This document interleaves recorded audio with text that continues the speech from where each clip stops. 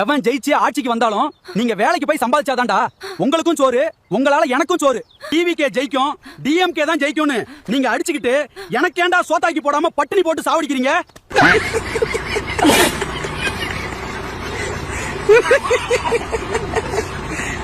இந்த பக்கம் பார்த்தா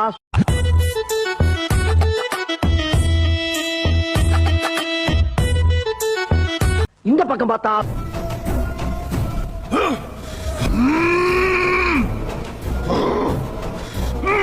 சரி பின்னால திரும்பி பாப்போம்னு பார்த்தா சார் டெபாசிட் வாங்குவியா?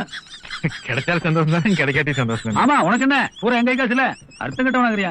இதுக்கெல்லாம் யார் காரணம்? ஏதோ தப்பு நடந்தது. பண்ணியா தம்பி வேணாம், தம்பி வேணாம். Let them count, uncle. Let them count. இவ்வளவு ஓட்டு வித்தியாசம்பா?